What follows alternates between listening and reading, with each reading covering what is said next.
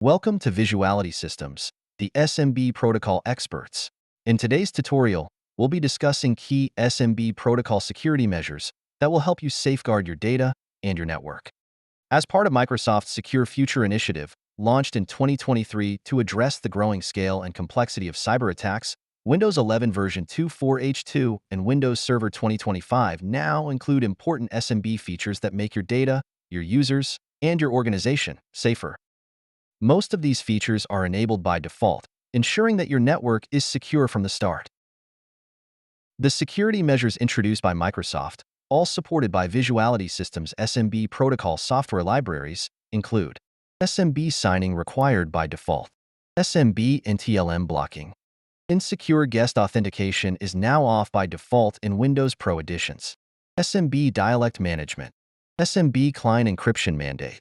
Deprecation and disabling of remote mail slots. SMB over Quick is now supported not only in the Azure edition as it was in Windows Server 2022, but also in the Data Center and Standard edition starting from Windows Server 2025. SMB over Quick client access control. Support for SMB on alternative ports. In this video, we'll explore client encryption. Encryption is the process of transforming data into an unreadable format, accessible only with a decryption key, ensuring its confidentiality during transmission. This feature was first introduced as an optional capability with SMB 3 on Windows 8 and Windows Server 2012. Administrators now have the ability to enforce SMB 3 with encryption for both inbound and outbound connections, providing robust security for clients, shares, file servers, drives, and even UNC hardening. Let's take a look at the evolution of SMB encryption across various Windows versions and how it has strengthened over time. In 2012, with Windows 8 and Windows Server 2012, SMB 3 introduced encryption for the first time, using AES 128 CCM as an optional feature. A year later, Windows 8.1 and Server 2012 R2 built on this foundation with enhanced encryption support, continuing with AES 128 CCM. In 2015, Windows 10 and Server 2016 introduced SMB 3.1.1, bringing more robust encryption algorithms, including AES 128 GCM alongside CCM. By 2021, Windows 11 and Server 2022 added even stronger encryption capabilities, introducing AES 256 GCM alongside CCM and setting more secure defaults for SMB connections.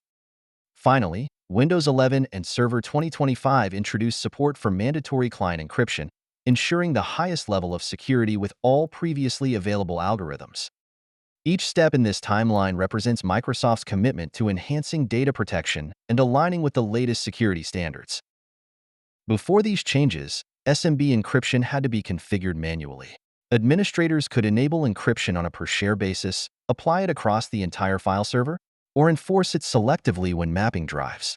Additionally, UNC hardening was used to strengthen access to specific network paths, ensuring a higher level of protection for sensitive resources. However, these configurations required careful planning and were not always consistently applied across environments. With the change in place, the SMB client is configured to always enforce encryption, ensuring secure communication regardless of server settings, share configurations, or map drive requirements. Administrators now have the ability to mandate encryption for Windows SMB clients, blocking outbound connections to any server that doesn't support it, reinforcing security across the network. PowerShell commands provide a straightforward way to manage client encryption settings. The command get SMB client configuration, pipe to format list, require encryption, allows administrators to check if encryption is currently required on the client. In this example, it shows false, indicating that encryption is not enforced. To enable encryption, use set SMB client configuration -require encryption true. This will prompt for confirmation before applying the change, ensuring administrators can review the action. While SMB client configuration controls outbound encryption settings for SMB clients, the corresponding SMB server configuration command handles inbound encryption settings on SMB servers. Together, these tools provide comprehensive control over encryption policies in your network. Let's compare SMB signing and SMB encryption.